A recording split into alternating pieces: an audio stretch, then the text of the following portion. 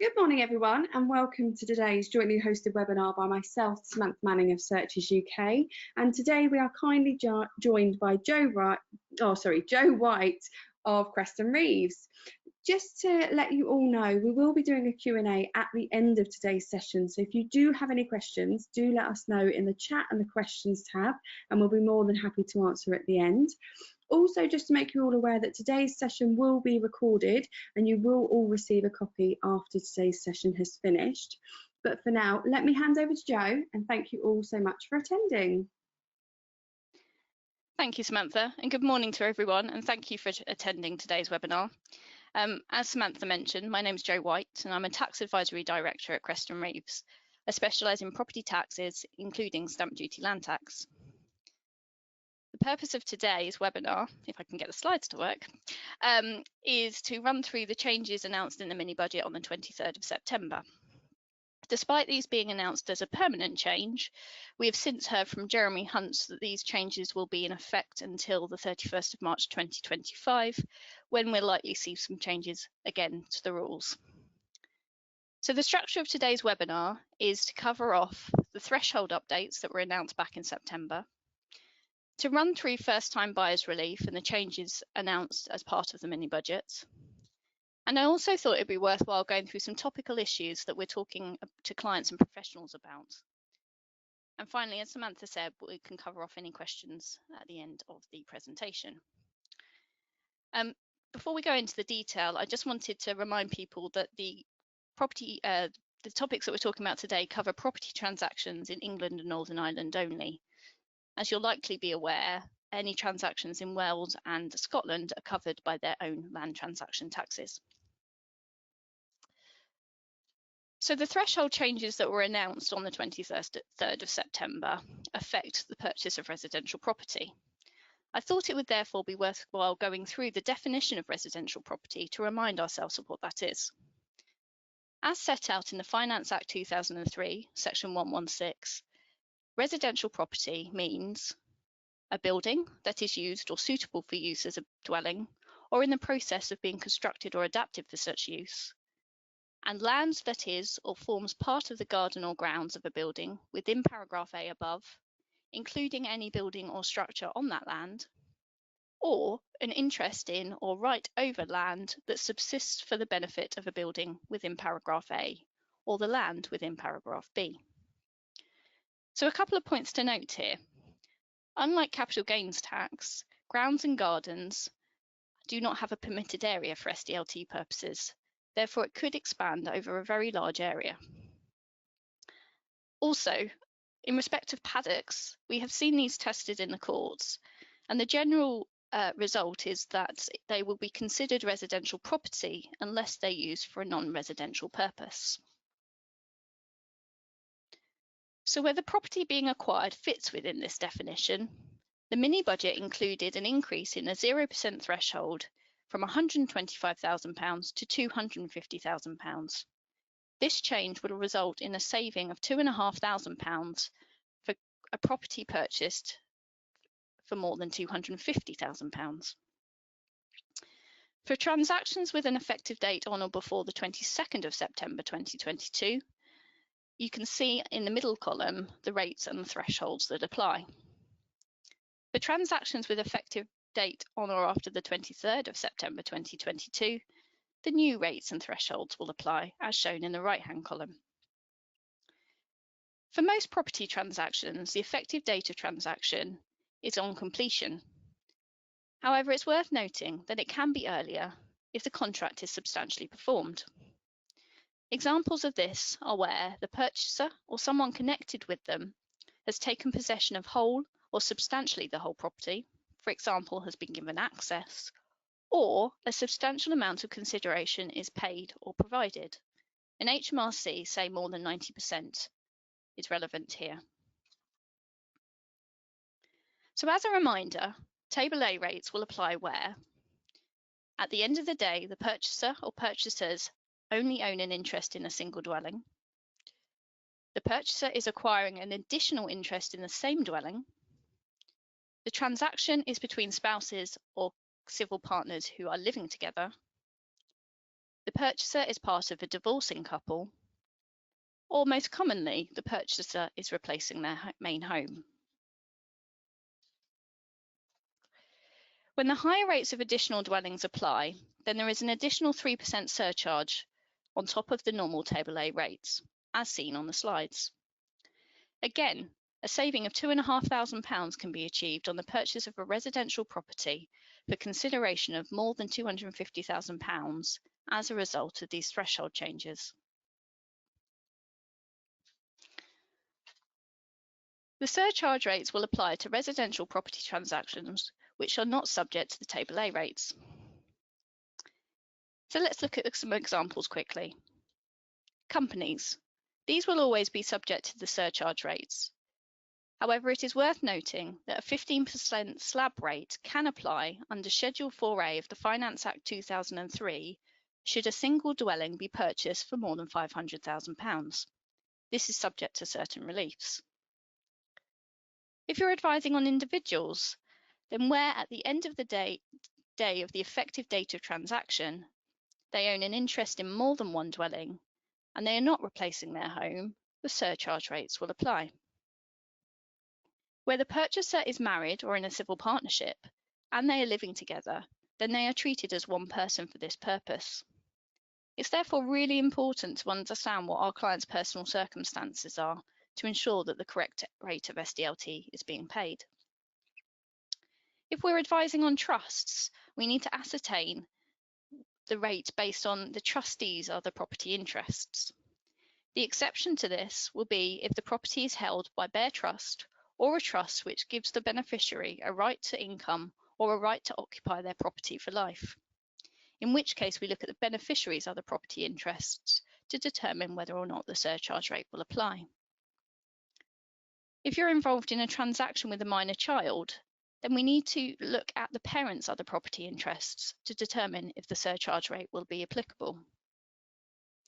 And finally, if you're looking at joint owners, it's always worth reminding ourselves that if one person is subject to the surcharge rates, the whole transaction is as well.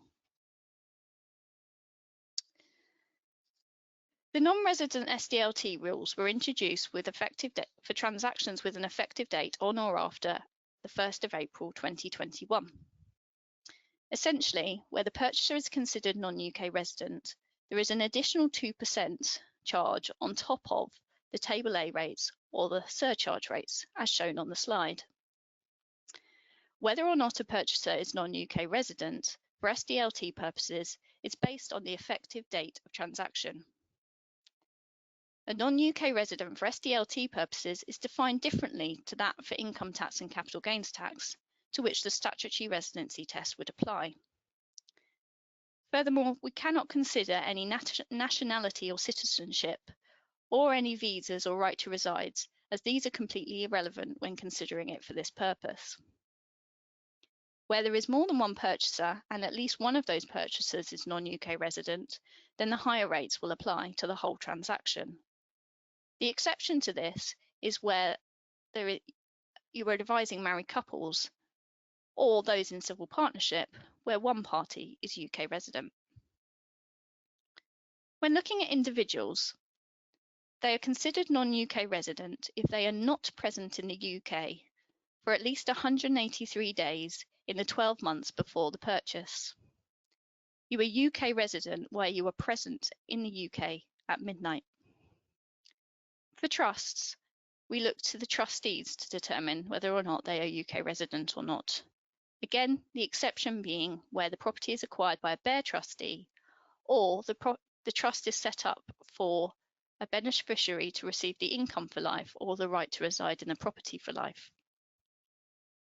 For individuals, it is possible to claim back the extra 2% charge should the purchasers become UK resident after the effective date of transaction.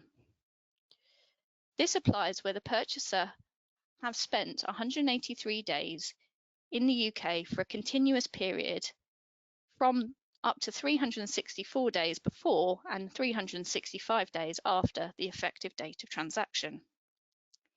Should a refund be due, this must be claimed within 2 years of the effective date of transaction. For those of you advising company purchasers, then a company will be considered non-UK resident if they are not UK resident for corporation tax purposes, but this is a look-back test only. Special rules exist under the company residency definition, where a company is directly or indirectly owned by non-UK resident persons.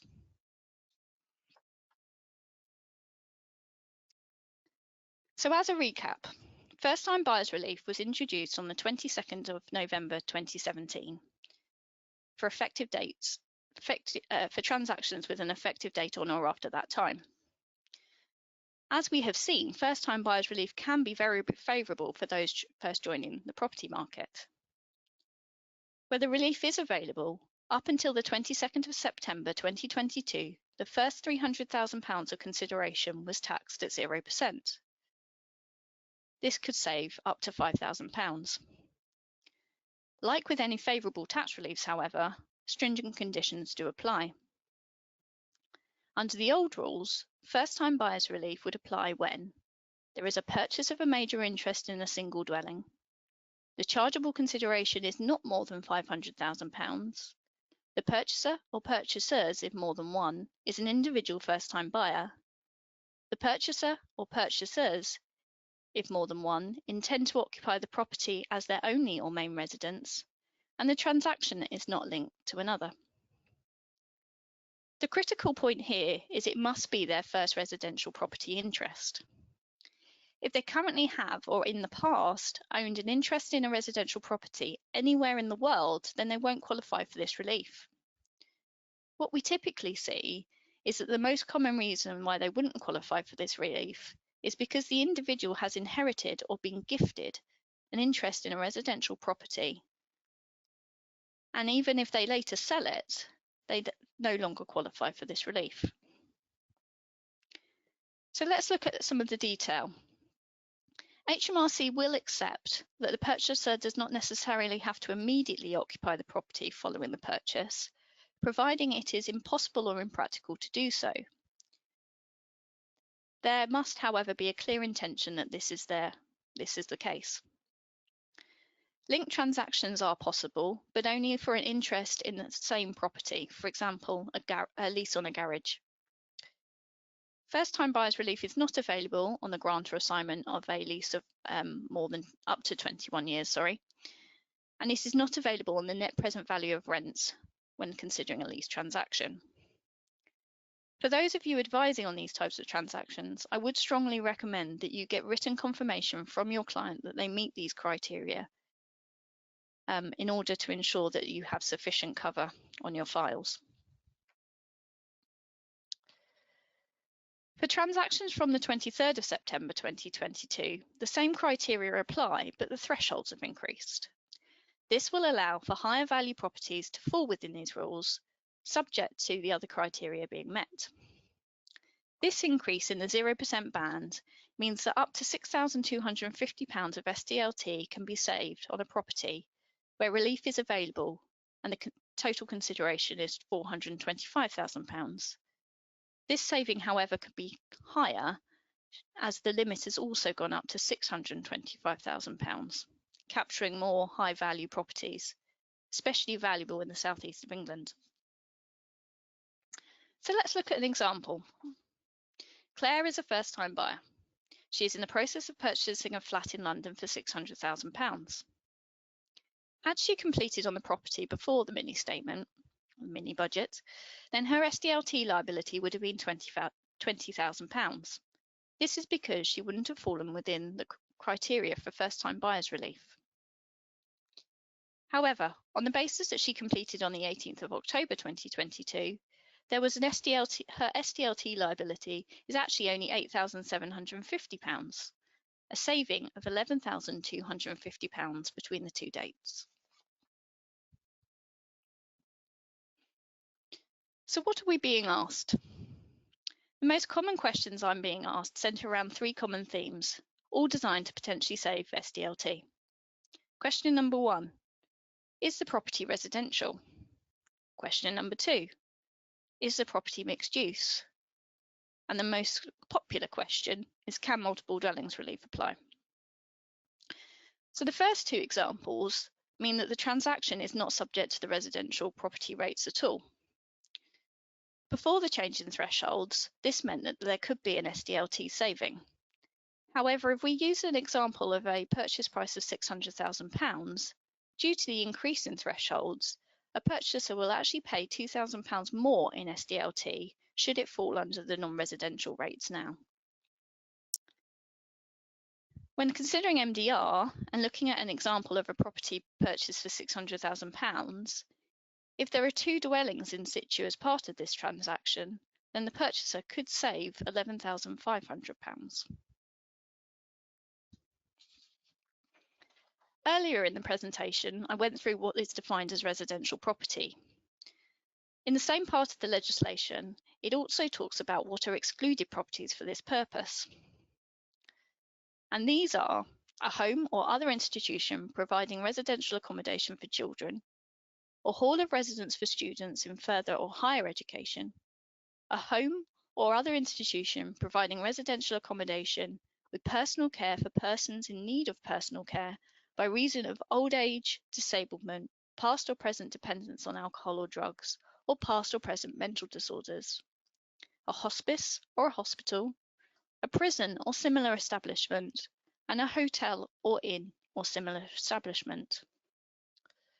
Where the building is used for the purpose set out on the slide, then no account should be taken for suitability of other use. Using a real-life example, I have a number of clients who acquire residential property for the use of children or adults who have a dependency on drugs. The initial acquisition is often considered residential because they are buying a property from a homeowner. However, once works have been done to convert the property and indeed the relevant planning permissions obtained for business use, then it's no longer considered a dwelling. Previously, this may have meant that the onward purchaser would have saved SDLT. However, this is probably not the case anymore. So in addition to the legislative definitions earlier discussed, it's also worth understanding what HMRC's views are. HMRC updated their guidance on the 1st of October 2019, and as set out in the slide, it covers a number of pages within their SDLT manuals. The commentary set out in HMRC's manuals is their view, not the law. However, it's always a good reference point, especially if it works in your favour when considering an individual case. I'm not going to go through in any detail every single manual page at this time, but I did want to highlight a few of the key messages. So the first area to consider is whether the property is used or suitable for use as a dwelling. HMRC's key messages are: the use at the effective date of transaction is a very significant factor. Long-standing past use will also be considered. Future intention is not relevant. And if it's not being used at the effective date of transaction, but the last use was that of a dwelling, then further evidence will need to be provided in order to support a non-residential claim. The sort of indicators that HMRC suggest will help support a residential or non-residential claim. Physical attributes. These indicate the suitability for use regardless of its actual use. For example, a house used for an office would still be a dwelling if the bathroom and kitchen were still present, and as it could still be used as a dwelling. For legal conditions, we need to look at aspects such as planning permission. HMRC use an example of a holiday chalet, which is used for short stays and would not be used as a dwelling. It could, however, still be suitable for use as a dwelling. Planning permission, which only allows short-term stays or stays at certain times, would suggest that it's not suitable for use as a dwelling. In contrast, if a property did not have such restrictions but was used for holiday accommodation anyway, then this would still be likely suitable for use as a dwelling. It's worth exploring the council tax and business rates of a property, as this will often support the suitability of use. The types of rates paid can indicate the suitability of use as previously stated. But non-domestic rates, for example, would suggest the property is not suitable for use as a dwelling. A step further to support this could be where the Valuation Office have agreed to delete the property's council tax band. Habitability is one of the key areas that you need to consider, and one question I get asked quite a lot. If the property is derelict, then it would not be suitable for use as a dwelling. But someone choosing not to live there because it's just not nice to do so would not be enough to support this. The property itself must be in a state where it's not physically suitable for occupation. In HMRC's guidance, they discuss that where the property does not need structural changes, then it is more likely to be suitable for use as a dwelling. They also state that the removal of a bathroom or kitchen immediately before completion, another question I'm asked quite a lot, would not change the fact that the property is suitable for use as a dwelling. Substantial works to windows and the roof would also not be enough to make it unsuitable for use as a dwelling. So essentially what they're saying is that any works that can be addressed relatively quickly means that the property is still likely to be considered suitable for use as a dwelling.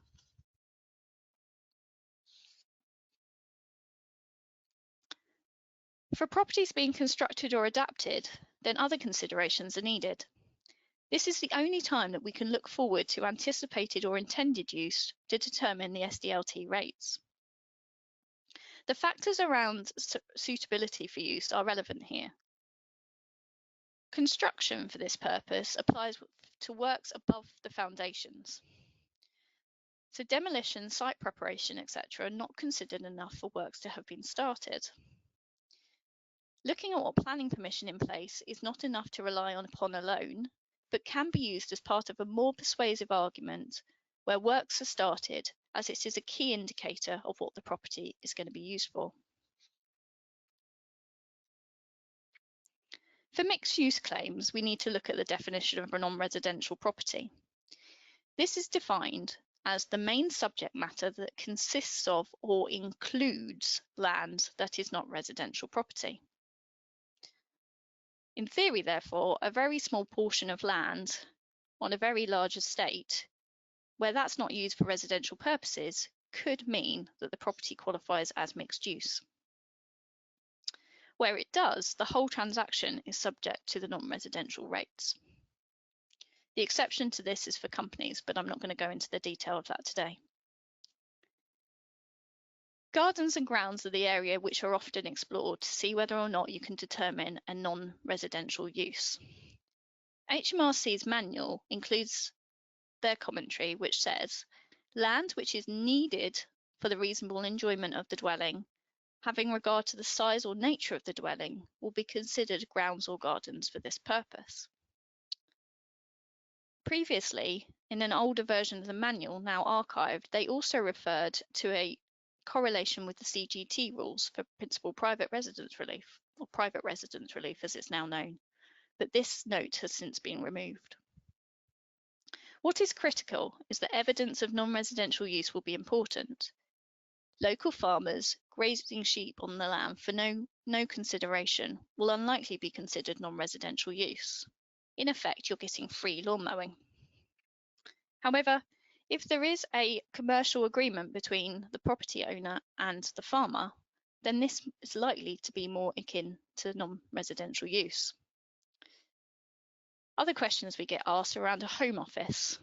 Just because you've got a home office, it will not be sufficient to class the whole property as non-residential. However, where part of the house is converted into living accommodation and part commercial, then if you're buying it as such, it is possible that it will qualify as a mixed-use property. A house which is used as a dentist surgery exclusively, for example, will not be used as a dwelling. The degree of conversion is key, as if the business being run from the dwelling meant no substantial works were needed to the room itself, or rooms if multiple, then it's still likely to be suitable for use as a dwelling, even if it's not currently being used for that purpose. Planning permission here would play a role to determine the suitability of use. Where we get our most of our inquiries is actually around multiple dwellings relief, as I'm sure you will appreciate. So multiple dwellings relief, or MDR, as a recap, applies where the main subject matter to the transaction is the acquisition of an interest in at least 2 dwellings, or an interest in a single dwelling, which one of a number of linked transactions, and the main subject matter of at least one other linked transaction includes the interest in at least one dwelling. Where MDR applies, you calculate the SDLT based on the average consideration per property and then multiply it back up again. And this is subject to a minimum of 1% on the total consideration. The most typical types of transactions we advise on are house purchases with an annex. What's worth reminding ourselves of is there is a clawback for MDR. So if that number of dwellings changes between the effective date of transactions and the 3-year anniversary, or there is a change of use, then the MDR relief will need to be paid back. An example of this would be for where an individual has purchased a house with a ground floor flat and they end up converting it into one single dwelling. If this work is done within 3 years, had they claimed MDR to begin with, they will need to pay back the difference. So when examining MDR claims, we need to ensure that both the main house and the additional dwelling, or the annex, meet the following needs. Sleep. Is there an area where the bed could be placed and used? Can they eat in the property? Is there a supply of drinking water? Is there sufficient space for the number of persons living in that dwelling? Hygiene. Are there toilet facilities and somewhere for the occupier to wash themselves? The presence of a bath or shower and a hand basin are not essential, but a lack of these has a significant detrimental impact on meeting this need. This is also true for a kitchen, as cooker fittings, space for a fridge, and a sink to wash up, again, are not essential, but without these, it's very hard to prove that you would be able to use the property as a separate dwelling. Privacy. The physical configuration should allow the occupier to use, leave, or enter their dwelling without access to the neighbouring dwelling. They should also be able to move freely between the different parts without walking through communal areas.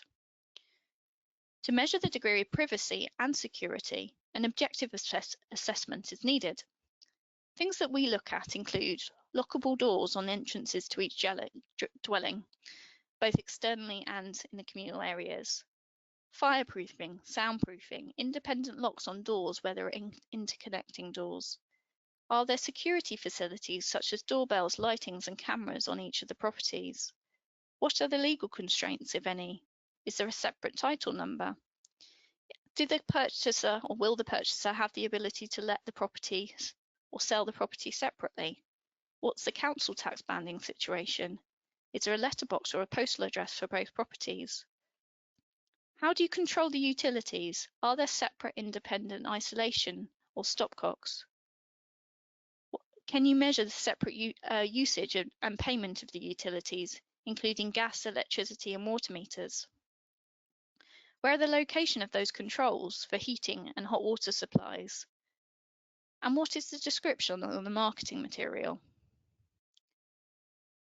What we have seen, whilst we need to look at all these situations in the rounds, what we have seen from case law is that privacy is one of the critical elements in order for an MDR claim to be successful. So asking clients around those particular areas that I've highlighted will be key to ensure that there is a good lot of evidence available should a claim be made. I'll now take any questions if there are any. Hi Joe, so at the moment we haven't actually got any questions live, but what we can do is if anyone does have any questions at a later date, you can email either Joe directly or you can email us at marketing@searchesuk.co.uk. Joe has kindly put her contact details on the screen now for you. As we mentioned, you will get a copy of the recording, so you can watch it again. Alternatively, again, you can contact Jo directly. But all that's left for me to say is thank you all so much for attending. Jo, thank you so much for hosting, and we hope you can join us again soon. Thank you very much. Thank you very much. Take care. Bye. Bye.